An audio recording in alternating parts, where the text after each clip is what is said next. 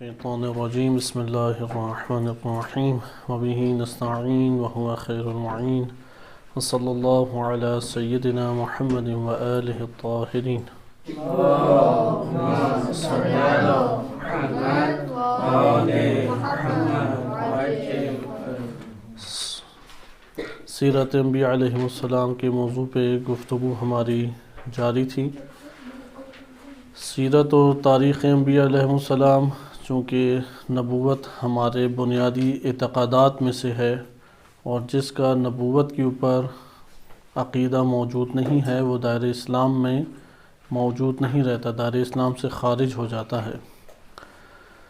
انبیاء علیہ السلام کی سیرت اور تاریخ میں اگرچہ ہمارے پاس قرآن کریم کے علاوہ مثبوت اور معتبر ترین ذریعہ جیسا قرآن ہے ویسا کوئی اور منبع اور ذریعہ نہیں ہے، لیکن اس کے باوجود اگر ہم قرآن کریم کی کلیات اور اس کے معانی کو مد نظر رکھیں تو پھر ہم کتب اور احادیث سے استفادہ کر سکتے ہیں۔ انبیاء علیہ السلام اور رسول علیہ السلام کی شخصیت کو جاننا، انہیں پڑھنا، ان کی سیرت، ان کی سنت اور ان کے طور طریقوں کو مطالعہ کرنا ضروری ہے، اور یہ عقیدہ رکھنا ضروری ہے کہ یہ انبیاء اللہ کی طرف سے بھیجے گئے، قوموں کے اوپر مبعوث ہوئے، اللہ کا پیغام لے کے آئے، اور انہوں نے حق منصب یعنی نبوت و رسالت کا حق ادا کیا۔ آج ہم جس نبی کا سلسلہ شروع کر رہے ہیں حضرت ادریس علیہ السلام کے بعد، وہ حضرت نوح علیہ السلام ہیں۔ قرآن کریم میں حضرت ادریس علیہ السلام اور حضرت نوح علیہ السلام کے درمیان کسی اور نبی کا تذکرہ وارد نہیں ہوا، یعنی قدیم ترین ہمارے پاس جو نبی بنتے ہیں وہ حضرت آدم علیہ السلام ہیں، پھر حضرت ادریس علیہ السلام ہیں، اور اس کے بعد حضرت نوح علیہ السلام ہیں۔ حضرت نوح علیہ السلام کو آدم ثانی بھی کہا جاتا ہے، کیونکہ معروف ہے کہ ان کے دور میں طوفان پورے زمین کے اوپر آیا اور کوئی شخص نہیں بچا سوائے اس کے کہ جو کشتی میں موجود تھا، اس لیے دنیا میں جتنی بھی نسل بڑی ہے وہ انہی افراد سے ہے کہ جو کشتی میں مومنین موجود تھے۔ ہم اس کو ایک خاص ترتیب سے پڑھتے ہیں، البتہ اس طرف پہلے آپ کی توجہ مبذول کرائی جائے کہ مکتب اہل بیت علیہ السلام اور اہل تسنن ہر دو میں انبیاء علیہ السلام کے قصص کے اعتبار سے کتابیں لکھی گئی ہیں۔ ہمارے ہاں دو معروف کتابیں ہیں، ایک ہے قطب راوندی کی جو کہ 6 صدی ہجری کے معروف عالم دین ہیں، ان کی کتاب کا نام ہی قصص الانبیاء ہے، لیکن وہ مختصر ہے، بہت طولانی نہیں ہے، اور صرف روایات اہل بیت علیہ السلام اس میں جمع ہیں جو ان کے احاطے میں آ سکیں۔ اس کے بعد 12ویں صدی ہجری کی معروف شخصیت محدث سید نعمت اللہ جزائری رحمۃ اللہ علیہ ہیں، انہوں نے کتاب النور المبین لکھی قصص الانبیاء کے اوپر، النور المبین۔ یہ کتاب علماء میں کافی مقبول ہے، کیونکہ سید نعمت اللہ جزائری نے اپنے سے پہلے والی تمام احادیث کو جو انبیاء علیہ السلام کے بارے میں وارد ہوئی اور وہ قصص سے تعلق رکھتی ہیں، اس چیز کو ضرور ملاحظہ کریں، وہ قصص سے تعلق رکھتی ہیں تو انہوں نے درج کی، جو قصص سے تعلق نہیں رکھتی تھی روایات وہ اس میں انہوں نے درج نہیں کی۔ اس کا یہ مطلب ہے کہ اگر سید نعمت اللہ جزائری کی کتاب قصص الانبیاء کو ہم لے لیں تو ہم حضرت نوح علیہ السلام یا کسی بھی نبی کے تمام پہلوؤں کو ملاحظہ نہیں کر سکتے، بلکہ جو داستان اور واقعات اور قصے سے تعلق رکھتا ہے وہ روایات انہوں نے جمع کی ہیں۔ یہ وجہ بنتی ہے کہ حضرت نوح علیہ السلام کی شخصیت کو احادیث مبارکہ کے ذیل میں جاننے کے لیے ہمیں پھر تفصیلی مطالعہ کرنا پڑتا ہے، وَإِلَّا ممکن تھی یہ کتاب ہم اٹھاتے قرآن کریم کی آیات اور قصص الانبیاء نعمت اللہ جزائری کی جو روایات اس میں وارد ہوئی ہیں اس کا تجزیہ تحلیل کر کے اس موضوع کو ہم اختتام کی طرف لے کے جاتے ہیں، لیکن یہ قصص الانبیاء سید نعمت اللہ جزائری کی اس حوالے سے بہترین کتاب ہے کہ اس میں شیعہ سنی کتب سے تمام واقعات جو حضرت نوح علیہ السلام کے بارے میں وارد ہوئے ہیں وہ انہوں نے جمع کر دیے۔ اگر کسی نے قصے کے اعتبار سے دیکھنا ہے تو سید نعمت اللہ جزائری کی کتاب کافی ہے، لیکن اس میں چند پہلو نقائص کے بھی ہیں، ان نقائص کے پہلوؤں کو مد نظر رکھنا چاہیے، کیونکہ نوح علیہ السلام کی شخصیت ان کا کثیر تذکرہ وارد ہوا ہے، اور آج انشاءاللہ تعالی ان کی شخصیت کے بارے میں ہم ملاحظہ کریں گے، لیکن منبع کے اعتبار سے پہلے گفتگو ہونا ضروری ہے۔ اگر ہم منبع شناسی نہ کریں تو حضرت نوح علیہ السلام کی پھر ہوائی معلومات ہی ہمارے پاس آئیں گی، کوئی ضابطہ، کوئی منبع ہمیں قرار دینا ضروری ہے۔ بلا شک و شبہ مکتب اہل بیت علیہ السلام میں قصص کے اعتبار سے یہ دو بنیادی منبع ہیں، کیونکہ سید نعمت اللہ جزائری علامہ مجلسی کے بھی شاگرد ہیں، تو بحار الانوار میں جو کچھ لکھا گیا ہے، ایک تو وہ خود کاتبین میں سے ہیں، بحار علامہ مجلسی کے شاگردوں نے لکھی تھی، ایک ٹیم انہوں نے وسیع ٹیم بنائی تھی، وہ ٹیم اکٹھے کرتی تھی چیزیں، آیات ہیں، روایات ہیں، ابواب بندی کی جاتی تھی، کتابت کی جاتی تھی، اس میں تبصرہ علامہ مجلسی رحمۃ اللہ علیہ خود اس میں لکھا کرتے تھے۔ بہرحال ان کی نگرانی میں بحار الانوار جیسا ایک وسیع موسوعہ حدیث کا ہمارے سامنے آیا۔ سید نعمت اللہ جزائری اس ٹیم میں بھی شامل تھے، لہٰذا بحار الانوار میں جتنی روایات ہیں حضرت نوح علیہ السلام کے بارے میں وہ ان کی نگاہ سے گزری ہیں۔ اب ہمارے پاس بنیادی یہ دو کتابیں ہیں، قطب راوندی کی قصص، وہ قصص سید نعمت اللہ جزائری ساری انہوں نے نقل کی، اور دوسری سید نعمت اللہ جزائری کی اپنے قصص الانبیاء، لیکن اس میں چند نقائص ہیں۔ ایک نقص تو یہ ہے کہ حدیث میں سند کی کوئی رعایت نہیں کی گئی، لہٰذا اس میں ہر قسم کی روایات اس قصص الانبیاء کتاب میں آ گئی۔ دوسرا نقص یہ ہے کہ بعض ایسی روایات ہیں، ٹھیک ہے ضعیف ہونے کا مطلب ترک کرنا ہمیشہ نہیں ہوتا، قرائن شواہد کے ذریعے سے جبران کیا جا سکتا ہے، یا تجزیہ تحلیل کی صورت میں کوئی نہ کوئی پہلو اس روایت سے استفادے کے طور پہ لے سکتے ہیں، لیکن اس میں ایک اور پہلو بھی موجود ہے۔ بعض ایسی روایات جو بلا شک و شبہ کسی صورت قابل قبول نہیں ہیں، وہ روایات بھی اس کے اندر انہوں نے شامل کر دی ہیں، اور اس میں انہوں نے زیادہ تبصرہ بھی نیچے نہیں کیا۔ مثلا حضرت نوح علیہ السلام کے بارے میں ہی ایک روایت ہماری کتب میں موجود ہے، اس طرح کی اہل سنت میں بھی ہے، ضعیف السند روایت ہے، اصلاً سند اس کی قبول ہی نہیں ہے یا موجود ہی، اس میں بعض نقائص واضح طور پہ موجود ہیں اس سند میں، لہذا حدیث تو سند کے اعتبار سے قبول نہیں ہے۔ لیکن ضعیف روایات میں ایک اور پہلو ہوتا ہے کہ اس کا متن اگر بہاری ہو یا قرآن کریم سے اس کا جبران ہو جاتا ہو تو ہم اس روایت ضعیف سے استفادہ کر سکتے ہیں، لیکن یہ روایت متن کے اعتبار سے بھی ضعیف ہے، اور یہ دونوں باتیں تحریر اصولاً کرنی چاہیے۔ بس آپ نے ملاحظہ کیا کہ یہ قابل قبول روایات نہیں ہیں، یہ جب بھی ہمارے پاس آئیں، حتیٰ اہل سنت کتب میں کیوں نہ ہوں، بخاری مسلم میں بعض ایسی روایات آئی ہیں کہ وہ اصلاً انبیاء علیہ السلام کے بارے میں قابل قبول ہی نہیں ہیں، اور ایسے متون قابل قبول نہیں ہیں کیونکہ یہ شخصیات سے ٹکراتے ہیں۔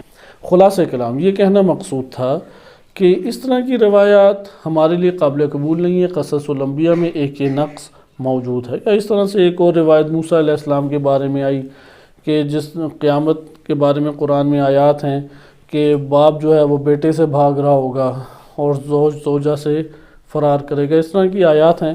تو اس میں سے ایک ہے کہ بیٹا ماں سے بھاگ رہا ہوگا، اور وہ جو بیٹا ماں سے بھاگے گا حضرت موسیٰ علیہ السلام ہے، کیونکہ ماں جو ہے وہ ان کی مسلمان نہیں تھی۔ اب اس طرح کی باتیں، ایک تو یہ روایت ہی نہیں ہے، بالکل سند سے آ رہی ہے، پتہ نہیں کہاں سے یہ وہ نقطہ لے آئے، لیکن یہ کسی صورت بھی قبول نہیں ہے۔ اس کی بنیادی وجہ کیا ہے کہ قرآن کریم نے جناب موسیٰ کلیم اللہ کی والدہ کا اتنا عظیم مرتبہ بیان کیا ہے کہ حضرت موسیٰ کلیم اللہ کی والدہ سے ہم کلام اللہ تعالیٰ کی ذات ہوئی یا الہام کیا، اور انہوں نے اللہ پہ توکل کیا۔ اللہ پہ توکل کرنے والی خاتون کیسے مشرکہ ہو سکتی ہے؟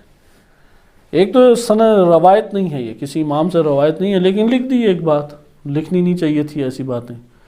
تو آپ نے ملاحظہ کیا کہ قصص الانبیاء کو پڑھتے ہوئے پھر ہمیں توجہ رکھنی چاہیے۔ نمبر 3، انبیاء علیہ السلام کی تاریخ میں ان کی سیرت کا بیان ہمیشہ ہوتا ہے۔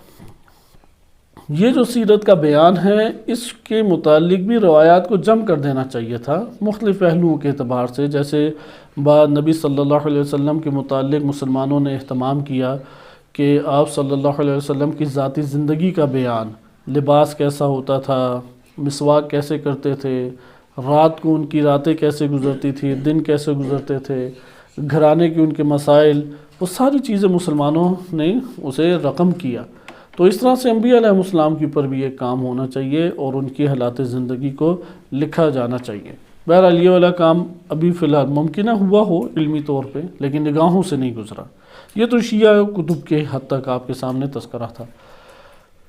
اہل سنت کتب کی طرف آ جائیں تو ان کے ہاں ایک تاریخ کی کتاب ہے، کیونکہ فن تاریخ بنیادی طور پہ اہل سنت سے ہی کتب ان کی ہی ہمیں میسر آئی ہیں، جو اہل بیت علیہ السلام کے پیرو علماء نے لکھی تھیں، ان مورخین کی کتابیں ہم تک پہنچی نہیں ہیں۔ اور سب سے جامع کتاب جو پہلی مسلمانوں کے ہاتھوں میں پہنچی ہے وہ تاریخ طبری ہے، ابن جریر طبری کی ہے، 4 صدی ہجری کے یہ مورخ اور مفسر ہیں، اور اہل سنت میں بھی ان کا ایک مقام کافی بزرگ مقام ہے۔ اب تاریخ جب شروع کرتے ہیں تو وہ آدم علیہ السلام سے شروع کرتے ہیں، لیکن مورخین نے جب تاریخ لکھی، کیونکہ اہل سنت ہی علماء کی ہم تک پہنچی ہے، تو ان کی کتابوں میں تاریخ کو لکھتے ہوئے انہوں نے آغاز آدم علیہ السلام سے کیا اور اختتام عباسی خلفاء کے اوپر کرتے ہیں۔ اس سے اندازہ لگائیں، مثلا تاریخ طبری کہاں سے شروع ہوتی ہے؟ آدم علیہ السلام سے، پھر ادریس علیہ السلام، پھر نوح علیہ السلام، پھر ہود علیہ السلام، اس طرح سے آگے چلے گی۔ اسی طرح سے ابن کثیر کی تاریخ ہے، ابن کثیر کی قصص الانبیاء بھی یہ بہت ہی مختصر اس میں ہیں، کیونکہ وہ صحیح سند روایات کو لے کے آتے ہیں ابن کثیر، تو اس لیے بہت ہی مختصر اس میں واقعات اکا دکا واقعات آئے ہیں۔ لیکن تاریخ ابن کثیر البدایہ و نہایہ کے نام سے معروف کتاب ہے، وہ بھی اسی طریقے سے چلتی ہے۔ الکامل اٹھا لیں، یہ جو بڑی بڑی تاریخ کی کتابیں ہیں وہ چلتی آدم علیہ السلام سے، لیکن نوح علیہ السلام کے واقعات، ایک تو واقعات اس میں اسرائیلیات بہت زیادہ ہیں، وہ کسی صورت میں قابل قبول نہیں ہیں اسرائیلیات ہونے کی وجہ، یعنی یہودی عیسائیوں کی باتیں داخل ہو گئیں اور عالم اسلام سے وہ باتیں نہیں لی گئیں، اور بعض اوقات بہت سارے مواقعوں پہ خیالی باتیں لگتی ہیں۔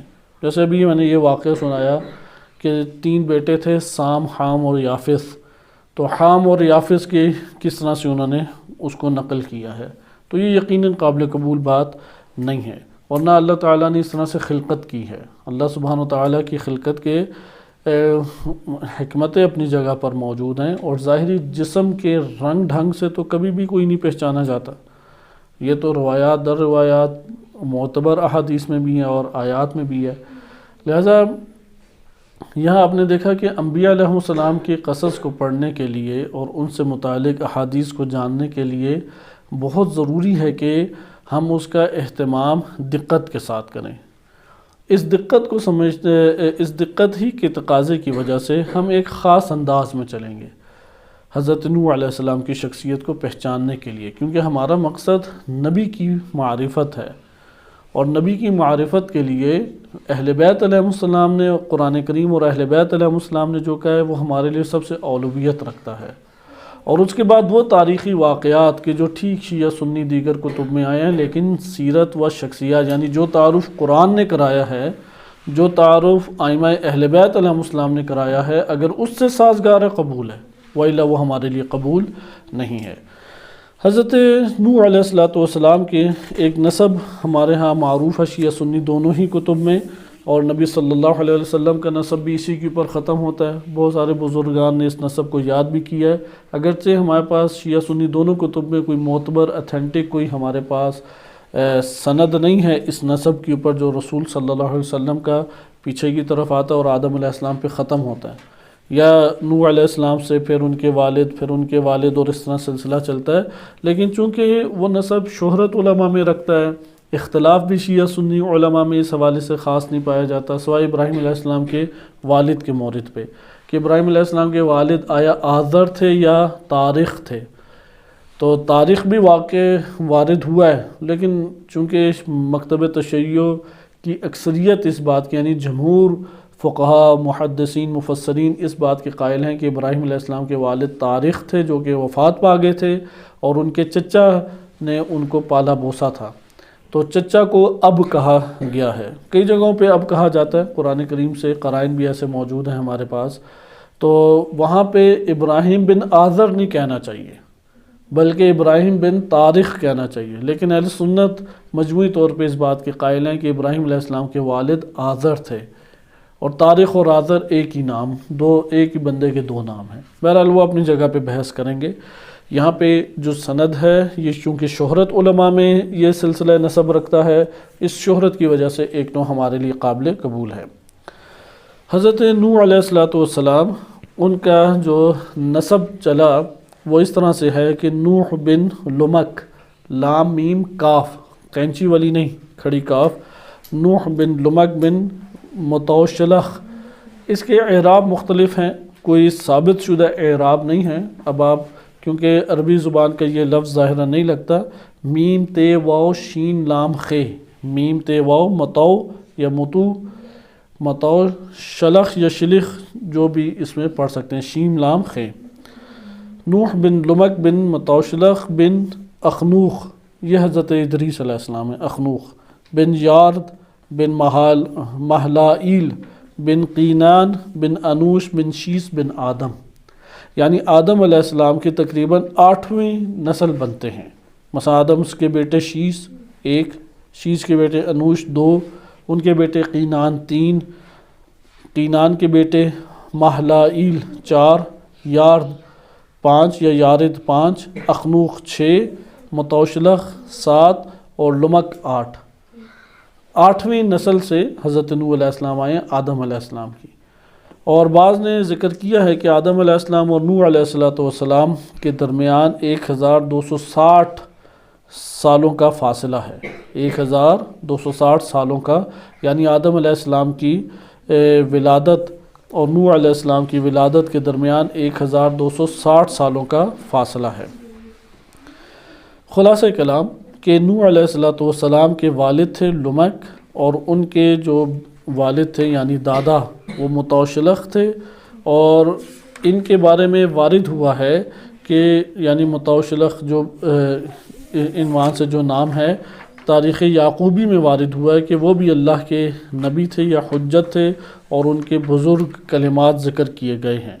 بعض نے متوشلخ کا ذکر نہیں کیا، بعض نے نوح بن لمک بن اخنوخ یعنی ادریس علیہ السلام، یعنی بعض نے ذکر کیا کہ ادریس علیہ السلام کے پوتے تھے نوح علیہ السلام، اور بعض نے ذکر کیا ہے کہ نہیں، پڑ پوتے تھے، حضرت اخنوخ جو ہیں ان کے پڑ پوتے تھے نوح علیہ السلام۔ ہم اگر اکثر کتابوں میں نوح بن لمک بن اخنوخ، اخنوخ آپ جانتے ہیں کہ ادریس علیہ السلام کو کہتے ہیں، ہم پہلے پڑھ چکے ہیں، اس اعتبار سے یہ زیادہ قرین قیاس لگتا ہے کہ ادریس علیہ السلام کے بیٹے ہیں لمک، اور لمک کے بیٹے ہیں جناب نوح علیہ السلام۔ حضرت نوح علیہ السلام کا یہ نسب آپ کے سامنے تھا، اور شیس کی اولاد سے آگے اس طرح سے چلا، اور اس میں تاریخ ولادت کوئی خاص ہمارے پاس مضبوط ذرائع نہیں ہیں۔ اب یہ جو کتابوں میں بعض جگہوں پہ آ گیا کوئی اتھینٹک چیز نہیں ہے، لیکن جو قول ہے ایک قول کے طور پہ ہم لے سکتے ہیں کہ آدم علیہ السلام کے 1260 یا 1642 سالوں کے بعد حضرت نوح علیہ السلام کی ولادت ہے۔ اب ہم ادھر ایک اپنی تقسیم کے مطابق اسے دیکھتے ہیں۔ ہونا یہ چاہیے ہم قرآن کریم سے اس کا پہلے جائزہ لیں، اور ایک حد تک لیں گے حضرت نوح علیہ السلام کی شخصیت کا۔ البتہ پہلے یہ بیان کر دیا جائے نوح علیہ السلام کا اصل نام کیا تھا۔ اس حوالے سے ہمارے پاس علل الشرائع میں، کتاب علل الشرائع میں وارد ہوا ہے۔ وہ جو روایت سنائی تھی وہ بھی در حقیقت علل الشرائع میں ہی آئی تھی۔ اس کی علل الشرائع کی بالعموم ہمارے لیے روایات ساری کی ساری قابل قبول نہیں ہوتی، وہی معیار، حدیث میں ہمیشہ معیار رکھنا پڑے گا، قرآن اس کی پر حاکم ہے، اور اس کی احادیث کو لیتے ہوئے ہمیں علمی موازین و علمی اصول اور قواعد کو ملاحظہ کرنا پڑے گا۔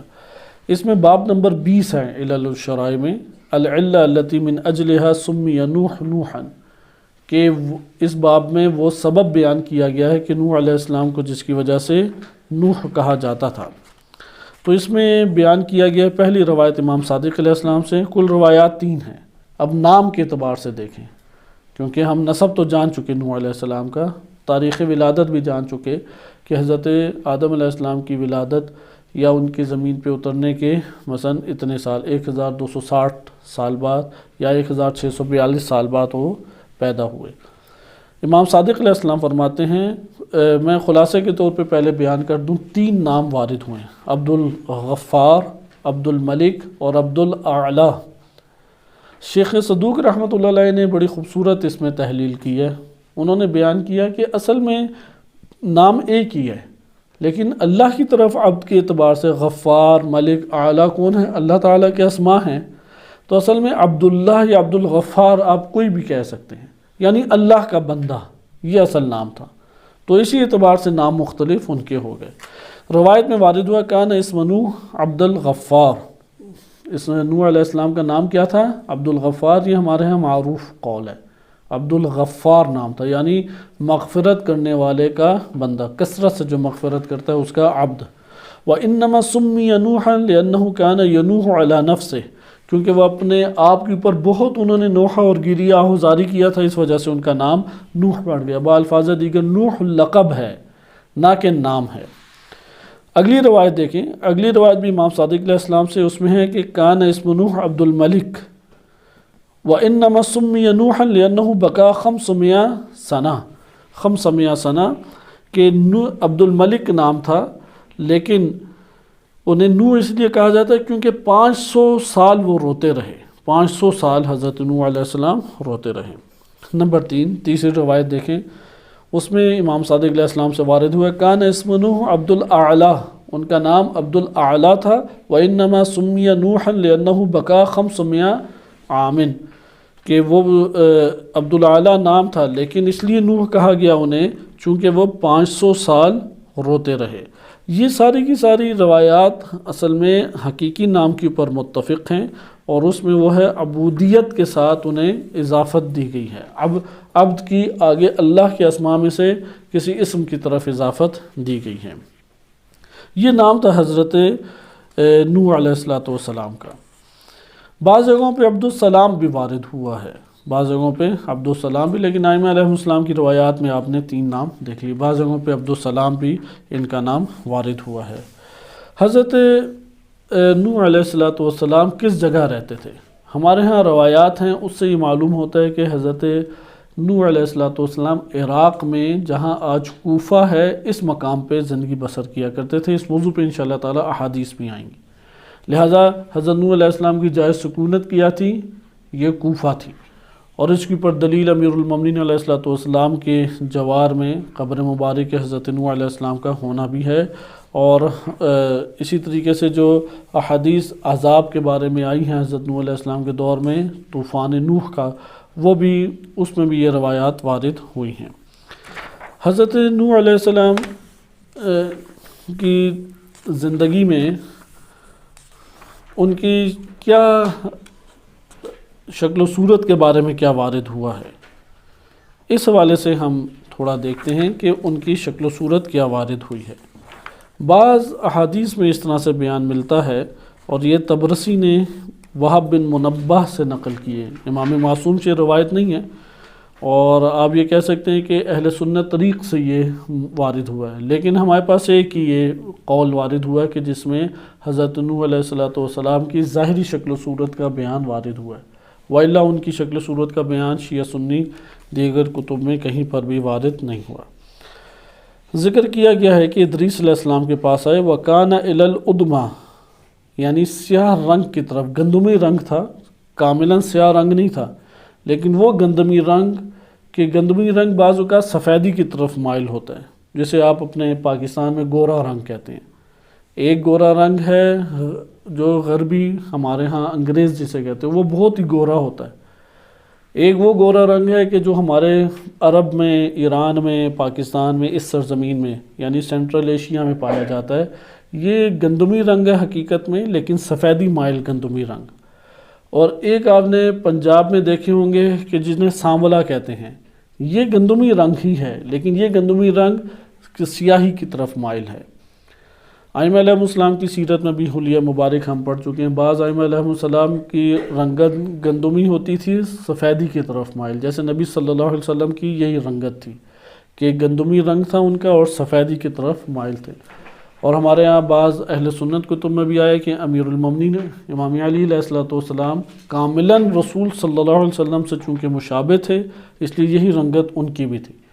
اس کے برعکس روایات بھی ہیں، اور وہ ہیں کہ سیاہی کی طرف مائل تھے۔ بہرحال وہ واضح ہے کہ وہ دشمنوں کی طرف سے اڑائی گئی حدیثیں جس میں ان کی سیرت صورت کو مسخ کر کے پیش کیا گیا ہے۔ خلاصہ کلام ادما سے مراد ہے، جیسے بعض ائمہ علیہ السلام کی رنگت کے بارے میں بھی ایسا ہی وارد ہوا ہے، خصوصاً امام تقی علیہ السلام کے، ما ہوا دقیق الوجہ، ان کا چہرہ پتلا تھا، بہت موٹائی کی طرف مائل نہیں تھا، لمبائی یا پتلے چہرے کے مالک تھے۔ فی رأسہ طول، سر ان کا قدر طولانی تھا۔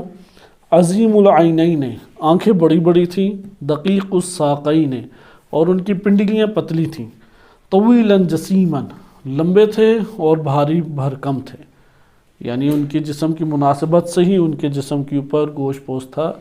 یہ انداز جو ہے یہ ایک جاذب شخصیت کو ظاہر کرتا ہے، یعنی اگر انسان کا قد لمبا اور اندر سے بھی بہت ہی پتلا ہو، جسیم نہ ہو، جسم اس کا بھرا ہوا نہ ہو، تو وہ کوئی زیادہ خوبصورت دکھائی نہیں دیتا۔ اسی طرح آنکھوں کا لمبا ہونا حسن کی علامت ہے۔ اسی طریقے سے جسم منہ کا بہت گول نہ ہونا یہ بھی بے خوبصورتی کی علامت ہے۔ سر کے لمبے ہونے سے نہیں مراد کہ کیا ہے، بہرحال رأسہ طول، کہ طول میں ان کا سر تھا۔ اب نہیں معلوم کہ یہ والی تعبیر عموماً سر کے بارے میں آتی نہیں ہے۔ خلاصہ کلام یہ ان کے بارے میں وارد ہوا ہے۔ حضرت نوح علیہ السلام کی ایک خصوصیت ہے کہ انبیاء علیہ السلام میں سب سے زیادہ جس نبی نے عمر پائی وہ حضرت نوح علیہ السلام ہیں۔ 250 سال ان کی، 2500 سال عمر وہ ہمارے ہاں روایات میں متفقہ طور پہ آئی ہے۔ البتہ اس سے اوپر بھی آئی ہے 3500 سال، اور اس سے کچھ قلیل بھی آئی ہے، اور صحیح سند اکا دکا روایات ہیں جو کہ قرآن کریم کے اعداد و شمار سے چونکہ وہ تعارض رکھتی ہے، اس لیے وہ روایات ہمارے لیے قابل قبول نہیں ہیں۔ 950 سال قرآن کی واضح تصریح ہے، 950 سال حضرت نوح علیہ السلام فقط تبلیغ کے وظائف اپنے قوم میں انجام دیتے رہے۔ اب اس کے بعد کتنے سال جیا انہوں نے؟ بعض کہتے ہیں 500 سال، بعض کہتے ہیں مثلا 1500 سال، لیکن 950 سال انہیں اپنی قوم میں تبلیغ کے لگے، وہ جو قرآن کریم نے واضح طور پہ ذکر کیا، کیونکہ قرآن سے اتھینٹک ترین ہمارے پاس کوئی سورس موجود نہیں ہے۔ اب ان کی ولادت باسعادت کے بعد کتنے عرصے بعد انہوں نے تبلیغ شروع کی، اس کا بھی بہت واضح آشکار بیان وارد نہیں ہوا۔ بالفاظ دیگر ہم 2 اعداد کو لے لیں تو وہ کافی ہیں ہمارے لیے۔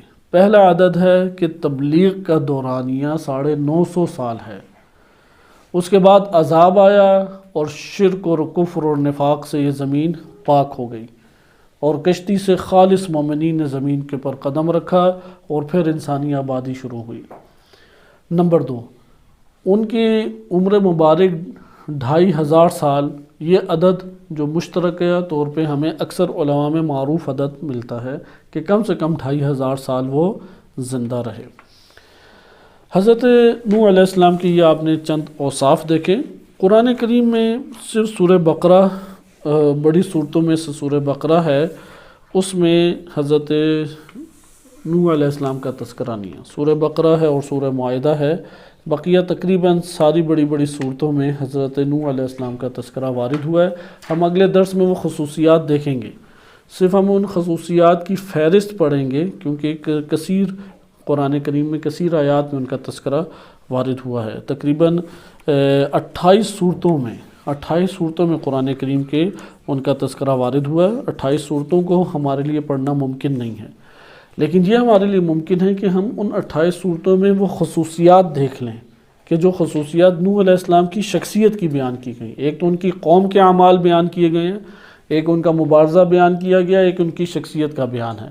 یہ 3 تو کلی معنی ہیں، ہر نبی کا اسی طرح سے۔ اس نبی کے بارے میں بعض اوصاف قرآن نے ذکر کی، جیسے ادریس علیہ السلام کے بارے میں ہم نے پڑھا کہ اللہ سبحانہ وتعالیٰ نے فرمایا کہ صدیقا نبی، اور اسی طرح سے صدیق نبی کے علاوہ صالح انہیں قرار دیا گیا، اور بیان کیا کہ مقام علو ترین، بالا ترین مقام اللہ تعالیٰ نے انہیں قرار دیا۔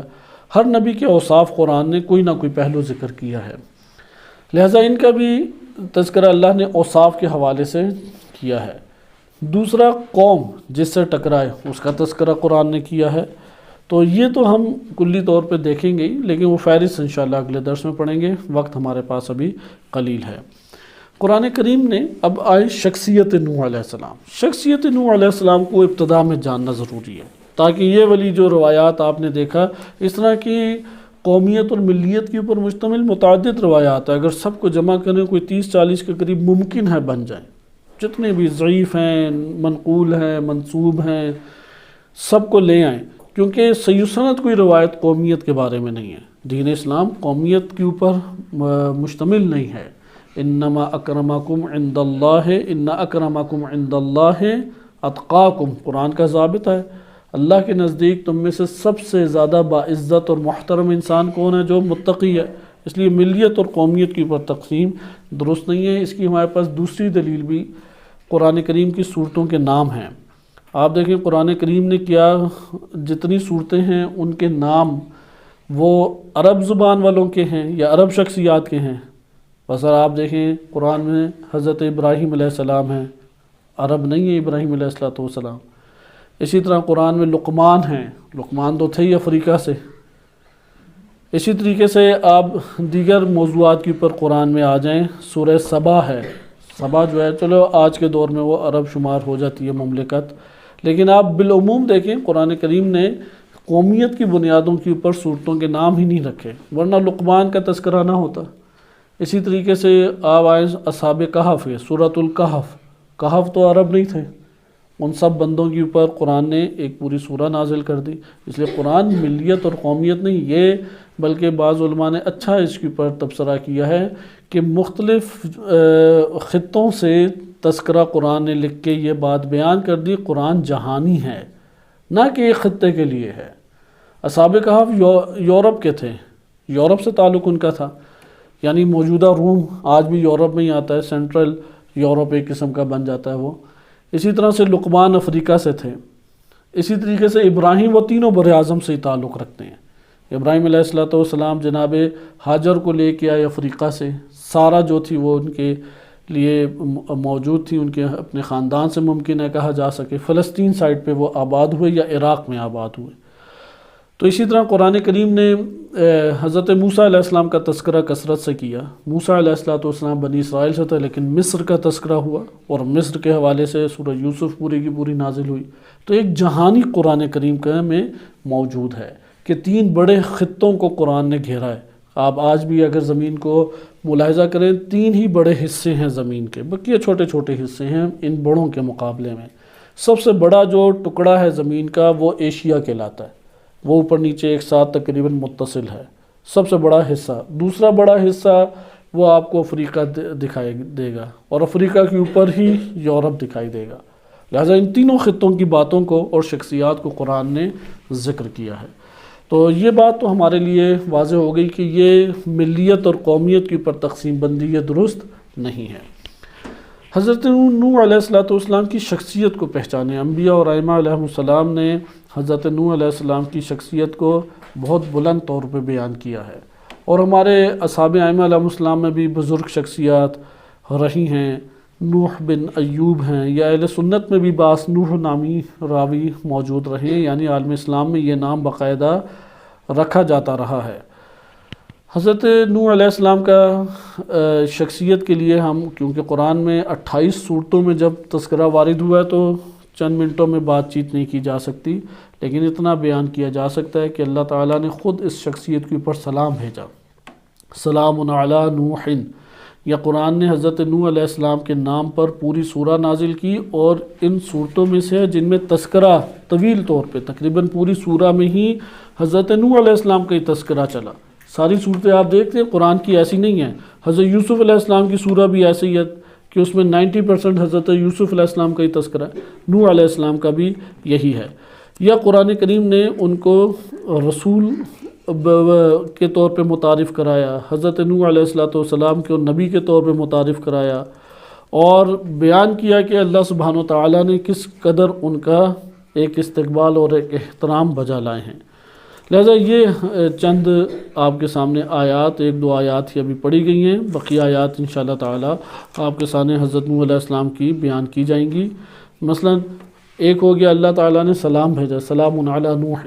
دوسرا ہے سورہ نوح قرآن میں نازل ہوئی۔ تیسرا اللہ نے رسول بنایا اور بار بار تذکرہ بھی کیا، ابراہیم اور نوح علیہ السلام کا تذکرہ قرآن بار بار بیان کرتا ہے۔ نمبر 4، قرآن کریم نے حضرت نوح علیہ السلام کے واقعے کو بار بار تکرار سے بیان کیا ہے۔ ابھی ہم فی الحال اس حد تک کی قرآن سے تعارف کو دیکھتے ہیں، کیونکہ اگلا درس ہمارا قرآن ہی کے تعارف سے ہوگا۔ ہم احادیث کی طرف آ جاتے ہیں۔ احادیث میں حضرت نوح علیہ السلام کا کیا تذکرہ بیان کیا گیا ہے؟ حضرت نوح علیہ السلام کا پہلا تذکرہ شریعت کے حوالے سے بنتا ہے کہ اللہ سبحانہ وتعالیٰ نے ان کے اوپر شریعت کو نازل کیا، یعنی ان انبیاء علیہم السلام میں سے تعلق ہے کہ جن کو اللہ نے شریعت دی۔ اس مقام میں پہلے ہم ایک روایت پڑھ لیں، اور وہ روایت یہ ہے کہ شرک شروع کہاں سے ہوا، کیونکہ نوح علیہ السلام کی قوم وہ ہے کہ جس میں بڑی شدت کے ساتھ شرک موجود تھا، بڑی قوت کے ساتھ، اور انہوں نے بت پالے ہوئے تھے مختلف۔ ان بتوں کے خلاف اقدام حضرت نوح علیہ السلام نے کیا، اور یہی پھر آگے ابراہیم علیہ السلام تک چلا، اور ابراہیم علیہ السلام پہلی شخصیت ہے جنہوں نے فقط مارے نہیں کھائیں بلکہ باقاعدہ جہاد کیا، باقاعدہ ٹکراؤ کیا۔ اس لیے ابراہیم علیہ السلام کی شخصیت میں یہ والا کمال ہمیں نظر آتا ہے۔ حضرت نوح علیہ السلام نے بھی واضح طور پہ مبارزہ کیا، ایسی بات نہیں ہے کہ انہوں نے مبارزہ نہ کیا ہو، لیکن اس جگہ پہ پہلے ہم یہ دیکھیں کہ بت پرستی شروع کیسے ہوئی۔ بعض کہتے ہیں ادریس علیہ السلام کے دور میں بت پرستی شروع ہوئی، اور بعض کہتے ہیں نہیں، حضرت نوح علیہ السلام کے بارے میں کے دور میں بت پرستی شروع ہوئی۔ قرآن کریم میں سورہ بقرہ آیت نمبر غالباً 213 نمبر آیت ہے، جس میں ہم پڑھ چکے ہیں کہ کان الناس امتاً واحدہ، لوگ ایک امت تھے۔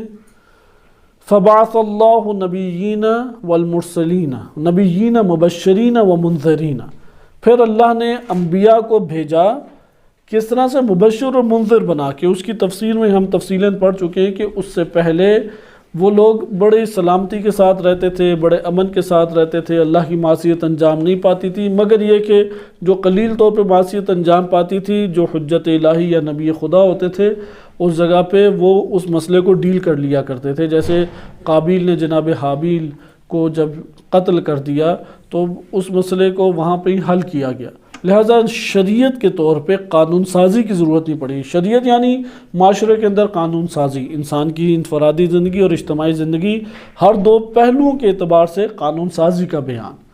اس لیے نوح علیہ السلام سے پہلے ایسی قانون سازی کی ضرورت پیش نہیں آئی، یہ متفقہ بات ہے۔ حضرت نوح علیہ السلام سے پہلے جتنی آبادی روئے زمین کے اوپر تھی، اس کے لیے اللہ کی طرف سے خصوصی طور پہ انفرادی اور اجتماعی حوالے سے قانون سازی کی ضرورت پیش نہیں آئی، شریعت کے عنوان سے کچھ نازل نہیں ہوا۔ صحیفے نازل ہوئے حضرت ادریس علیہ السلام پہ، حضرت ادریس علیہ السلام کو تعلیم دی جاتی تھی، ان کے لیے لوگوں کے لیے چیزیں بیان کی جاتی تھیں، لیکن بنام شریعت نہیں آئی۔ اب یہاں پہ سوال یہ پیدا ہوتا ہے کہ نوح علیہ السلام کے دور میں یہ فساد کیسے اتنا پھیل گیا؟ اس حوالے سے آپ کی خدمت میں روایت ذکر کی جاتی ہے۔ قرآن کریم میں سورہ نوح میں آیت نمبر 23 میں ارشاد باری تعالیٰ ہوتا ہے وَقَالُوا لَا تَذَرُنَّ آلِهَتَكُمْ وَلَا تَذَرُنَّ وَدًّا وَلَا سُوَاعًا وَلَا يَغُوثَ وَيَعُوقَ وَنَسْرًا، یہ بتوں کے نام ہیں۔ یعنی انہوں نے کہا کہ تم لوگ اپنے بتوں کو مت چھوڑنا، آخر ان کا ساتھ نہ چھوڑ دینا، نہ تم ود ایک بت کا نام ہے اس کو چھوڑنا، نہ سوا کو چھوڑنا، نہ یاغوث کو چھوڑنا، نہ یعوق کو چھوڑنا، اور نہ نصر کو چھوڑنا۔ بعض نے یہ لکھا ہے اس کے ذیل میں ود، سوا اور یاغوث یہ نوح علیہ السلام کے دور کے بت ہیں، اور یاغوث، یعوق اور نصر یہ نبی صلی اللہ علیہ وسلم کے دور میں قریش نے وہاں پہ بت رکھے ہوئے تھے۔ بتوں کے حوالے سے شرکیہ جو نظریات ہیں اس ضمن میں آپ کی خدمت میں ذکر کی جائے، کیونکہ انبیاء علیہ السلام نے اپنے ادوار میں سب سے پہلے جس شے سے مبارزہ کیا وہ شرک ہے، اور معاشرے کی سطح کے اوپر شرک کے خاتمے کا تقاضا کیا، قوموں سے تقاضا کیا، ایک فرد سے فقط نہیں۔ یعنی شرکیہ نظام ہے، شرکیہ حکومت ہے، شرکیہ افکار اور سوچ ہے، شرک سے روئے زمین کو پاک کیا۔ یہ شرک کہاں سے آیا؟ شرک کا مطلب کیا ہے؟ شرک کہتے ہیں پارٹنرشپ کو، پارٹنر بن جانا، شریک ہونا، یعنی آپ اس میں پارٹنر ہیں۔ اس کی میں آسان مثال آپ کو ایک کمپنی کی مثال سے دی جا سکتی ہے، اس پہ آپ غور کریں تو شرک کا مطلب سمجھ آ جائے گا۔ مثلا کمپنی میں ایک ہیڈ ہے، ایک اکیلا بندہ ہیڈ ہے، اس کا ایک مینیجر ہے، مینیجر کے نیچے ایک اور بندہ ہے۔ اب اوپر سے ہیڈ جب آرڈر جاری کرتا ہے تو سارا ڈیل کون کر رہا ہے؟ ادھر مینیجر سب کو بیان کر رہا ہے کہ اب یہ تم نے کرنا ہے، فلاں کرنا ہے، فلاں، سب کچھ ڈیل کون؟ مینیجر کر رہا ہے۔ لیکن مینیجر کو کون ڈیل کر رہا ہے؟ اوپر ہیڈ۔ اب اس مینیجر کے انڈر آپ سمجھیں گے بالفرض 120 ملازم ہیں، 100 یا 120 ملازمین ہیں۔ آیا یہاں پہ ملازمین بھی اس کمپنی میں کام کر رہے ہیں، مینیجر بھی کام کر رہا ہے، ہیڈ بھی کام کر رہا ہے، کمپنی کا مالک کون کہلائے گا؟ یہ سب کہلائیں گے یا ایک کہلائے گا؟ آپ اپنے معاشرے میں دیکھیں، ایک کہلائے گا یا سب کہلائیں گے؟ وہ ایک بندہ کہلائے گا نا۔ لیکن ہوتا ہی ہے کہ آپ 4 دوست ملتے ہیں، کہتے ہیں کہ یار ہم مل کے ایک کمپنی بناتے ہیں۔ وہ کہے گا اچھا شیئرز کتنے ہوں گے آپس میں، شراکت داری کتنی ہوگی؟ کیونکہ فقہ احکام شیعہ سنی دونوں کتب میں اسی طرح سے شراکت داری کے بیان کیے گئے ہیں۔ کہتے ہیں برابر کا ہم حصہ رکھ لیں گے۔ اب زمین خریدنی ہے، برابر کے پیسے دیے۔ مثلا اگر 80 لاکھ روپے کی تھی تو 20-20 لاکھ روپے چاروں نے دیے۔ اب چاروں کے چاروں اس زمین کے مالک ہیں یا نہیں؟ مالک ہیں۔ کمپنی قائم ہو گئی، سرمایہ لگانا ہے، 80 لاکھ روپے ہی سب نے سرمایہ لگایا، 20-20 لاکھ روپے سب نے دیے۔ اب انہوں نے مینیجر رکھا ہوا ہے، ملازمین رکھے ہوئے ہیں، وہ سب اپنا کام بھی کر رہے ہیں، تنخواہیں اور سسٹم ایک چل رہا ہے۔ اس کمپنی کے کتنے پارٹنر ہیں؟ 1 ہیں یا 4 ہیں؟ 4 ہیں۔ آپ نے دیکھا کہ جو طول میں آرڈر جاری ہوتا ہے، طول میں جو کام کر رہے ہیں وہ بھی کمپنی کا کام کر رہے ہیں، مینیجر کا بھی آرڈر چل رہا ہے، مینیجر بھی سنبھال رہا ہے، لیکن یہ شرک نہیں کہلائے گا۔ لیکن جب برابری میں آ جائیں تو شرک کہلایا جاتا ہے۔ یہ بہت واضح سی چیز ہے معاشرے، کیونکہ قرآن کریم یہ کلمہ جب لے کے آیا، اگرچہ باب افعال سے اسے بیان کیا گیا ہے، لیکن ثلاثی مجرد والا ہی ادھر معنی ہے، اور معاشرے میں یہ معنی آشکار سمجھا جاتا تھا۔ ادھر نظریہ ادیان میں ہمیشہ یہ رہا ہے، ہمیشہ یہ رہا ہے، انبیاء علیہ السلام، آدم علیہ السلام سے خاتم تک اور تا قیامت آنے والے دین الہی حقہ کا یہ نظریہ رہا ہے۔ اللہ سبحانہ وتعالیٰ کی ذات، اس کی صفات اور اس کے افعال میں کوئی اس کا پارٹنر نہیں ہے، کوئی بھی اللہ کا پارٹنر موجود نہیں ہے۔ وَلَمْ يَكُنْ لَهُ شَرِيكٌ فِي الْمُلْكِ، ملکیت میں کوئی شریک نہیں ہے۔ وَلَمْ يَكُنْ لَهُ وَلِيٌّ مِّنَ الذُّلِّ، کوئی اس کے ساتھ کا ولی موجود نہیں ہے۔ یعنی کوئی لا شریک لا، وحدہ کا مطلب یہ ہے کوئی شریک نہیں۔ وحدہ کا یہ مطلب نہیں ہے کہ کسی کمرے میں تنہا بیٹھی ہوئی کوئی ذات ہے۔ وحدہ یعنی کوئی اس کا شریک نہیں ہے۔ اچھا، اب جو ذات، یہاں پہ ایک اور معنی بھی حل کریں کیونکہ اس کے اوپر تفصیلی دروس کی ضرورت ہے، لیکن میں صرف اشارہ کر کے آپ کو بات سمجھاتا ہوں۔ جیسے آپ پارٹنر سمجھ گئے، مثلا بارش کون برساتا ہے؟ وہ اللہ کی ذات، اللہ کا پارٹنر کوئی نہیں ہے۔ ٹھیک ہے، فرشتہ آگے برسا رہا ہے، لیکن فرشتے کو ڈیل کون کر رہا ہے؟ اللہ کی ذات۔ اسی طریقے سے زمین آسمان کے دیگر امور ہیں، اللہ تعالیٰ فرشتوں کے ساتھ ہینڈل کر رہا ہے۔ فرشتوں کے اوپر اللہ نے ولی، مثلا انبیاء اور ائمہ علیہ السلام کو ولایت دی ہوئی ہے، قدرت دی ہوئی ہے اللہ سبحانہ وتعالیٰ نے، لیکن انبیاء اور ائمہ علیہ السلام کس کے ماتحت ہیں؟ اللہ تعالیٰ کے۔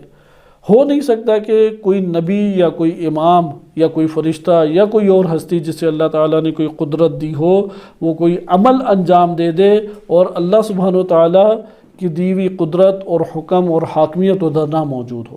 اللہ کی حاکمیت ہے، اس کی مشیت ہے، اس کا ارادہ ہے، اس کا علم ہے، اس کی تدبیر ہے، اس کی حکمت ہے، سب اس کے ماتحت غلبے میں ہیں، مغلوب ہیں اس کے۔ اللہ تعالیٰ کی یہ سب صفات غالب ہیں۔ امام علی علیہ السلام مغلوب ہیں اللہ سبحانہ وتعالیٰ کے سامنے، نبی صلی اللہ علیہ وسلم مغلوب ہیں اللہ سبحانہ وتعالیٰ کے سامنے، لہذا اللہ کا کوئی شریک نہیں ہے۔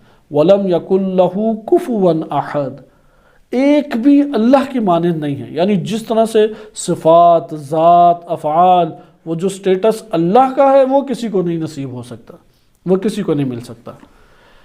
اب یہاں پہ آپ آئیں اور اب کمپنی کی طرف دوبارہ لوٹ کے ہیں تاکہ یہ معلوم ہو کہ یہ جو عبادتوں کی بات آئی یہ کہاں سے آئی، یعنی کیوں ایسا ہے کہ بتوں کی پرستش کی۔ پہلے میں آپ کی خدمت میں بات کر دوں، پھر میں دوبارہ ایک مثال دیتا ہوں۔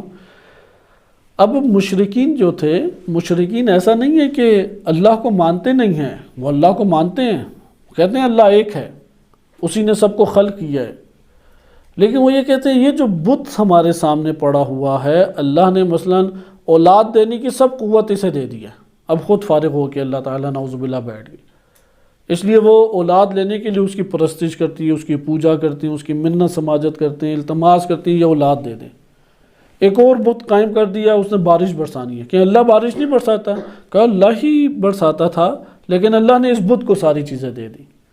کہا اچھا اس کو دے دیے تو تم یہ عمل کیوں انجام دیتے ہو؟ کہتے ہیں ہم چاہتے ہیں کہ بارش ہو تو پھر ہم اس کی منت سماجت کرتے ہیں، اس کو پوچھتے ہیں، اپنے آپ کو اس کے سامنے ذلیل و خوار کرتے ہیں تاکہ یہ راضی ہو کے بارش برسائے۔ لہٰذا اس طرح سے انہوں نے بت گاڑے ہوئے تھے، ان بتوں کے اوپر وہ اللہ کو مانتے تھے، کہتے تھے اللہ نے انہیں قدرت دی ہے، لیکن کہتے ہیں کامل قدرت دے دی۔ اس طرح انحرافی نظریات، آج بھی بدھسٹ اور ہندوؤں میں اسی طرح سے فرق ہے۔ بدھسٹ جو ہیں ان کے اب نظریات اور مکتب بالکل الگ الگ ہیں، بعض آج بھی اسی نظریے کے قائل ہیں، جیسے چین، جاپان، منگولیا، کوریا، جنوبی ہو یا شمالی، اسی طرح سے نیپال، بھوٹان اور سری لنکا، یہ آ جائیں انڈیا، ان سب جگہوں پہ بدھسٹ بت پرست ایک طبقہ موجود۔ ہندو اور بدھسٹ ایک ہی ہیں، لیکن فاصلہ کچھ نظریات میں آ جاتا ہے۔ مثلا ہندو جو ہیں وہ ذات میں بھی بعض کی تعبیر یہ ہے، اور یہ خود تحقیقات کرنے والی ہے۔ بدھسٹ وہ ہیں جیسا بھی میں نے بیان کیا، وہ ایک اللہ کے قائل ہیں لیکن اس کے نیچے بتوں کے قائل ہیں، کہتے ہیں اللہ نے سب چیزیں انہیں دے دی، اب ہم ان کی پرستش کرتے ہیں تاکہ ان سے ہم چیزیں لیں۔ کائنات گویا کہ یہ چلا رہے ہیں، یہ بت جو ہم نے اپنے ہاتھوں سے بنائے ہیں۔ اور ہندو یہ کہتے ہیں کہ نہیں، پیدا کرنے والا اللہ ہی کوئی اور ہے، بارش برسانے والا اللہ ہی کوئی اور ہے، اور جو مثلا مصائب اور مشکلات دور کرنے والا وہ اللہ ہی کوئی اور ہے۔ یہ سارے جدا جدا اللہ ہیں اور سب کے سب قابل پرستش ہیں، ان کی منت سماجت کریں گے، وہ ہم سے راضی ہو جائیں، ہم پہ عنایات کریں گے، اس لیے وہ متعدد خداؤں کے قائل ہو گئے۔ البتہ یہ نظریہ موجودہ انحراف ہے، یا سابقہ بھی یہی انحراف پایا جاتا تھا، کیونکہ قرآن کریم میں ایک بحث ہے، مفسرین اس بات کے قائل ہیں کہ اکثر بیشتر مفسرین اس بات کے قائل ہیں قرآن نے اللہ سبحانہ وتعالیٰ کے وجود کے اوپر بحث نہیں کی۔ وجود سب قوموں میں مسلم ہے کہ اللہ ہے، آیا ایک ہے یا ایک سے زائد ہیں، اس کے اوپر بحث موجود ہے۔ لہٰذا آپ نے ادھر بھی دیکھا، ہندو ہوں یا بدھسٹ ہوں، کیونکہ سب سے بڑا طبقہ ادھر ہی پایا جاتا ہے، پھر افریقہ سائڈ پہ کچھ آ جاتے ہیں، وہ اللہ کی تو قائل ہیں کہ اللہ الہ ہے، لیکن اگر متعدد الہ ہیں، جیسے یوسف علیہ السلام نے کہا کہ متعدد الہ بہتر ہیں یا ایک الہ بہتر ہے، اس کا مطلب متعدد الہ کا نظریہ پایا جاتا تھا، لیکن اللہ کے وجود کے سب قائل ہیں۔ بعض ذات میں مانتے ہیں کہ ذات کے اعتبار سے متعدد ہے، اور بعض کہتے ہیں نہیں، ذات کے اعتبار سے ایک ہی ہے، نیچے جو افراد ہیں وہ پھر آگے اس الہ کے انڈر جو بت ہیں وہ آگے ہیں، الگ سے ہیں۔ قرآن کریم نے بتوں کے حوالے سے جو سب سے جامع اور تفصیلی موضوع اٹھایا ہے وہ یہ موضوع اٹھایا ہے کہ عبادت کیا کرتے تھے، عبادت کے اعتبار سے شرک کرتے تھے، یعنی عبادت غیر اللہ کی کرتے تھے۔ یہاں پہ سوال یہ پیدا ہوتا ہے، اگر عبادت کے اعتبار سے وہ اللہ کو بھی پوچھتے ہیں اور غیر اللہ کو بھی پوچھتے ہیں، آخر غیر اللہ کو اس عنوان سے پوچھ لینے میں ظاہراً کیا حرج نظر آتا ہے؟ انسان اگر عقلی طور پہ سوچے کہ اتنا کہ وہ جہنم سے کبھی نکل ہی نہیں سکے گا، اتنا بڑا گناہ کہ اللہ تعالیٰ کو چھوڑ کے یا اللہ تعالیٰ کے ہمراہ ایک بت گاڑا، کہا یہی ہمیں پیدا کرتا ہے اور یہی سب مسائل حل کرتا ہے، اس کی منت سماجت کی جائے تاکہ یہ راضی ہو تو ہم سے عنایات ہمارے اوپر کرے۔ اس عنوان سے اگر اس کے سامنے سجدہ ریز ہوں، رکوع سجود کریں، گریہ اوزاری کریں، مانگیں اس سے، تو ٹھیک ہے، ایک انحراف ہے، لیکن آیا یہ ایسا انحراف ہے کہ جو قتل ہے، نعوذ باللہ زنا، چوری، ظلم و تشدد، فلاں فلاں تمام گناہوں سے بڑھ کر ہے، شرک جیسے قرآن نے کہا کہ لظلم عظیم۔ تو یہ بات ہمیں سمجھ آتی ہے کہ حقیقت میں عبادت غیر اللہ کی کرنا وہ اللہ کے انکار کے مترادف ہے، گویا کہ آپ اللہ کو ہی نہیں مانتے۔ مثلا اگر ایک کمپنی کے اوپر آپ ہیڈ مانتے ہیں لیکن اس کمپنی کے جو ہیڈ ہے اس کی اطاعت نہیں کرتے، اس کی پرستش نہیں کرتے، بالفاظ دیگر اس کی اطاعت نہیں کرتے، اس کا آرڈر نہیں مانتے، آپ کہتے ہیں نہیں مینیجر ہے، ٹھیک ہے، اس نے سارے اختیارات مینیجر کو دے دیے ہیں تو ہم مینیجر سے ہی تعلق رکھتے ہیں، اس سے ہم نے تعلق رکھ کے کیا کرنا ہے؟ یہ تو پھر اس کی گویا کہ تمام صفات کا انکار لازم آتا ہے، کیونکہ عبادت فقط اس ہستی کی ہو سکتی ہے کہ جو تمام صفات میں کمال رکھتا ہے۔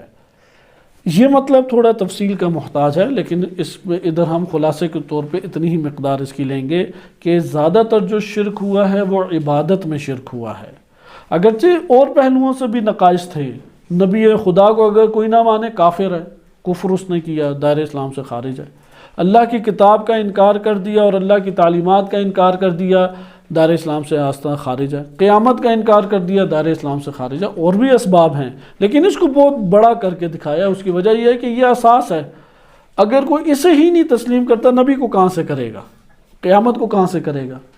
جو قائل اللہ ہی کی ذات کا نہیں ہے تو اس کے بعد باقی سلسلوں کا تو اصلا وہ قائل ہی نہیں ہوگا۔ اب آئیں آپ روایت کو دیکھیں، کہتے ہیں کہ کانوا یعبدون اللہ فماتوا، یہ لوگ اللہ کی ہی عبادت کرتے تھے، اللہ عز و جل کی عبادت کرتے تھے، پھر یہ بڑی بڑی شخصیات اس دنیا سے رخصت ہو گئیں۔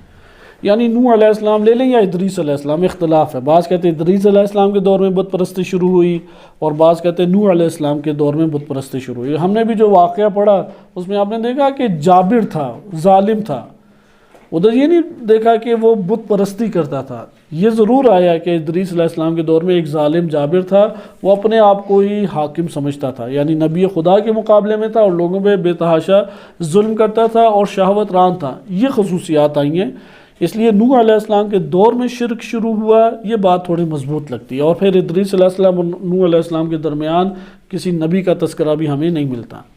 بہرحال یہ جو واقعہ ہے، کانوا یعبدون اللہ، وہ لوگ اللہ کی، اللہ عز و جل کی عبادت کیا کرتے تھے، فماتوا، پھر وہ لوگ مر گئے۔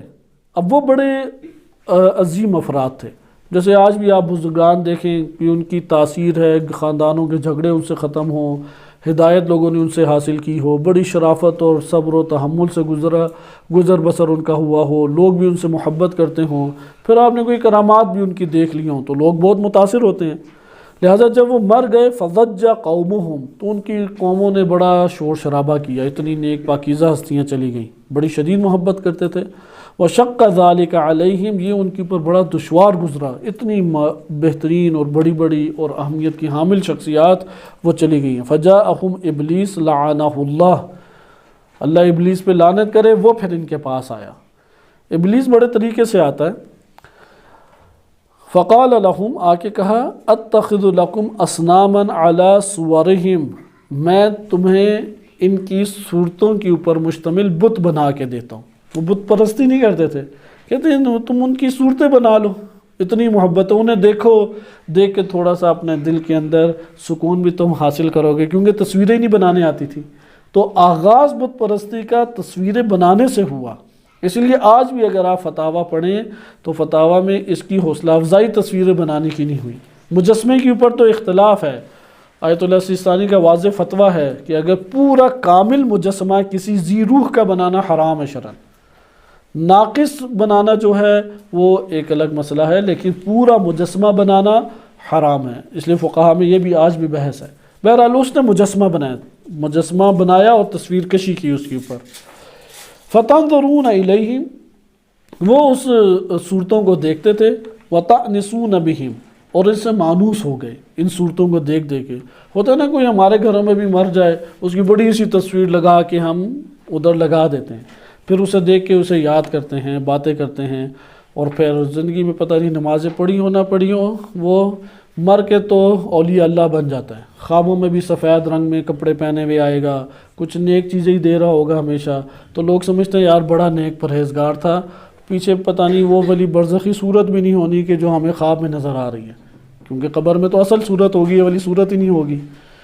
تو بہرحال لوگوں کے اپنے توہمات خیال ہوتے ہیں، کیونکہ غم پہنچتا ہے تو تذکرہ نفس کرتا رہتا ہے، تو نفس جس کا تذکرہ کرتا ہے خوابوں میں بھی وہ آئے گا، اور ویسے بھی اسی کے تذکرے خیالوں میں بھی اسے گھومیں گے، تو یہ سمجھتا ہے شاید یہ اس کی طرف سے میرے اوپر عنایات ہو رہی ہیں اور مجھے ہی کچھ شاید دکھائی دے رہا ہے۔ یہاں سے یہ ساری باتیں شروع ہوئیں، اس لیے آپ اس روایت کے اوپر غور کریں کہ وَتَأْنِسُونَ بِهِمْ، ان سے مانوس ہونے لگ گئے، وَتَعْبُدُونَ اللَّهَ، عبادت اللہ کی ہی کرتے تھے، عبادت وہ اللہ کی کرتے تھے۔ انہوں نے تصویریں بنائی تھیں، اب ادھر تو کاغذ نہیں ہوتا تھا اس دور میں، تو انہوں نے پتھروں پہ تصویریں بنانی ہیں، درختوں پہ تصویریں بنانی ہیں۔ فَأَعَدَّ لَهُمْ أَصْنَامًا عَلَى مِثَالِهِمْ، تو شیطان نے بالکل ان کی شکل و صورت جیسی ان کی تصویریں پتھروں پہ درختوں پہ اس طرح سے بنا دی۔ فَكَانُوا يَعْبُدُونَ اللَّهَ، وہ پھر بھی اللہ کی عبادت کرتے رہے، وَيَنظُرُونَ تِلْكَ الْأَصْنَامَ إِلَى تِلْكَ الْأَصْنَامِ، ان بتوں کی طرف وہ دیکھا کرتے تھے بس، جیسے تصویریں گھروں میں ہم دیکھتے ہیں تو مانوس ہوتے ہیں۔ فلما جاءہم الشتاء والامطار، گرمیاں آئیں، اسی طرح سردیاں بھی آتی تھیں اور بارشیں ہوئیں۔ ادخلوا الاسنام البیوت، جب گرمیاں آئیں اور خوب بارشیں ہوئیں تو وہ بتوں سے تصویریں ہٹ جانی تھی یا ٹوٹ جانے کا خطرہ تھا، تو انہوں نے گھروں کے اندر جا کے رکھ لی۔ فلم یزالوا یعبدون اللہ عز وجل، وہ مسلسل اللہ ہی کی عبادت کرتے رہے، لیکن آخر اس نسل نے ختم ہونا یا نہیں؟ وہ تو بزرگان اپنے بچوں کے سامنے یہ عمل انجام دیتے ہوئے چلے گئے۔ حتی ہلک ذالک القرن، وہ نسل تو گئی، اللہ کی عبادت کرتے ہوئے گئی، کوئی شرک نہیں کیا، بت گڑے رہے۔ وَنَشَأَ أَوْلَادُهُمْ، پھر ان کی اولاد آئی۔ فقالوا، انہوں نے کہا، ان آباءنا كانوا يعبدون هؤلاء، بعض روایات میں آیا ابلیس نے ان بچوں کو یہ سکھایا کہ تمہارے آباء و اجداد تو ان کی پوجا کیا کرتے تھے، یہ اللہ کیا ہوتا ہے؟ کبھی دیکھا، کبھی نظر آیا، کبھی چھوا؟ یہ تو تمہارے آباء و اجداد ان کی عبادت کرتے تھے۔ تو ان لوگوں نے بھی کہنا شروع کر دیا کہ ہمارے آباء و اجداد تو ان بتوں کی پوجا کرتے تھے۔ فَعَبَدُوهُم مِّن دُونِ اللَّهِ عَزَّ وَجَلَّ، پھر اس آئندہ آنے والی نسلوں نے اللہ عز و جل کو ترک کر کے ان بتوں کی عبادت شروع کر دی۔ فَذَلِكَ قَوْلُ اللَّهِ تَبَارَكَ وَتَعَالَى، یہ اللہ تبارک و تعالیٰ کی تفسیر ہے اس قول کی، لَا تَذَرُنَّ آلِهَتَكُمْ، کہ انہوں نے یہ کہا نوح علیہ السلام کے دور میں لوگوں نے یہ کہا کہ دیکھو تم اپنے خداؤں کو نہ چھوڑ دینا۔ انہوں نے مختلف خدا بنائے ہوئے تھے، یہ خلقت کا خدا ہے، یہ بارش برسانے کا خدا ہے، یہ مصائب مشکلات دور کرنے والا خدا ہے۔ وَلَا تَذُرَنَّ وَدَّ، ود کو بھی نہیں ترک کرنا، وَلَا سُوَاعَ، اور سُوَاع کو بھی ترک نہیں کرنا۔ یا بقیہ بھی اسی طریقے سے ہیں کہ یغوث، یعوق اور نصرہ، یہ قریش نے خصوصی طور پہ رکھے ہوئے تھے کہ انہیں تم نے چھوڑنا نہیں ہے، ان کے لیے پوری قربانیاں دینی ہیں۔ یہ آپ نے دیکھا بت پرستی کا یہاں سے آغاز ہوا۔ اب اللہ تعالیٰ نے کیسے اس سارے امور کو منظم کیا، ایک روایت آپ کی خدمت میں سنائی جاتی ہے اور بقیہ انشاءاللہ تعالیٰ ہم بعد میں پڑھیں گے، بلکہ جو حضرت نوح علیہ السلام کی عظمت کے اوپر بعض روایات دلالت کرتی ہیں، اس میں سے میں صرف ایک روایت کا ترجمہ آپ کو تیزی سے سنا دوں، وَإِلَّا اگلے اس میں بھی پڑھیں گے کہ اللہ سبحانہ و تعالیٰ نے اس میں اعظم عطا کیا، یعنی اللہ تعالیٰ نے کل علوم 73 حروف میں، 73 حروف میں خلق فرمائے، 72 کا علم محمد و آل محمد علیہ السلام کو دیا، اور بقیہ الگ الگ ہیں، ایک کا علم کسی کو نہیں دیا۔ وہ ایک ممکن ہے سب کے اوپر ہی غالب ہو، کیونکہ اللہ کا علم ہی لامحدود ہے۔ پھر بیان کیا کہ موسیٰ علیہ السلام کے پاس 4 حروف تھے، ابراہیم علیہ السلام کے پاس 8 حروف تھے، نوح علیہ السلام کے پاس 15 حروف تھے، آدم علیہ السلام کے پاس 25 حروف تھے، اس لیے آدم علیہ السلام علمی طور پہ حاوی تھے ان انبیاء کے اوپر، 25 حروف تھے۔ اور تمام کے تمام اللہ سبحانہ و تعالیٰ نے نبی صلی اللہ علیہ وسلم کے لیے جمع فرما دیے۔ اس میں اعظم 73 حرف کے اوپر تھا، رسول اللہ صلی اللہ علیہ وسلم کو اللہ سبحانہ و تعالیٰ نے 72 حرف دیے، اور ایک حرف کو ان سے اللہ تعالیٰ نے حجاب میں رکھا۔ بہرحال اس کو ہم بعد میں حضرت نوح علیہ السلام کی عظمت اور ان کی بلندی کو پڑھتے ہوئے آگے اگلے درس میں ملاحظہ کریں گے۔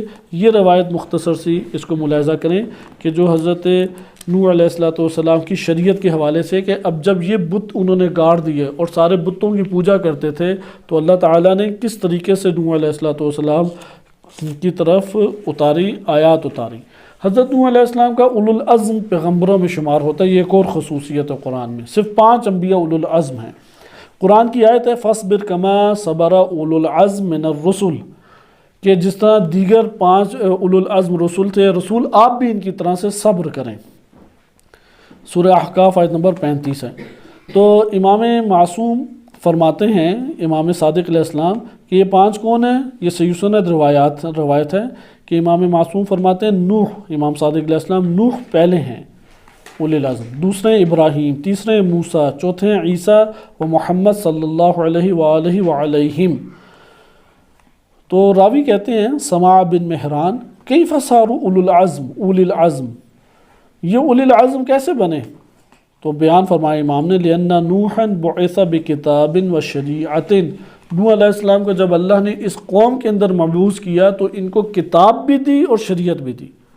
وَكُلُّ مَنْ جَاءَ بَعْدَ نُوحٍ، اور نوح علیہ السلام کے بعد جو نبی بھی جس خطے میں بھی آیا، اخذ بکتاب نوح وشریعتہ، تو اس نے نوح علیہ السلام اور ان کی شریعت کو ہی فالو کیا، اسی کو بیان کیا، وَمِنْہَاجِهِ، اور انہی کے طریقوں پہ چلا، حَتَّى جَاءَ ابراہیم، یہاں تک کہ ابراہیم علیہ السلام آ گئے، بالصحف، وہ صحیفے لے کے آئے، وبعزیمت ترک کتاب نوح، اور نوح علیہ السلام کی کتاب کے ترک کو لے کے آئے، اس میں جو چیزیں موجود تھیں، لا کفرن بہ، اس کا انکار نہیں کیا، لیکن اب آگے ترقی ہوگی شریعت کے اعتبار سے، فکل نبی ان جاء بعد ابراہیم اخذ بشریعت ابراہیم ومنہاجہ وبالصحف، ابراہیم علیہ السلام کے بعد جو بھی نبی آیا اس نے ابراہیم علیہ السلام کی شریعت پہ عمل کیا، ان کے راستوں پہ چلا اور ان کے صحف پہ چلا، یہاں تک کہ موسیٰ علیہ السلام آئے، پھر عیسیٰ علیہ السلام آئے، اور پھر نبی صلی اللہ علیہ وسلم جب آئے تو پھر وہ قرآن کو لے کے آئے، حلال ان کا حلال کردہ حلال الی یوم القیامہ ہے، وحرام حرام الی یوم القیامہ ہے، اس لیے نبی صلی اللہ علیہ وسلم کی شریعت پوری کی پوری کائنات کے لیے ہے، انسان زمین پہ ہو، مریخ پہ ہو، چاند پہ ہو، کہیں پہ بھی پہنچ جائے، رسول کا حلال کردہ تا قیامت حلال ہے، رسول کا حرام کردہ تا قیامت حرام ہے، ہؤلاء اولو العزم من الرسل، یہ اولو العزم تھے، یعنی نوح علیہ السلام کو جو صبر کرنا پڑا وہ شاید ہی کسی اور نبی کو صبر کرنا پڑا ہے، بہت صابر انسان تھے۔ تو بقیہ انشاءاللہ تعالی ہم نکات اگلے درس میں ملاحظہ کریں گے۔ صلی اللہ علیہ سیدنا محمد وآلہ طاہرین۔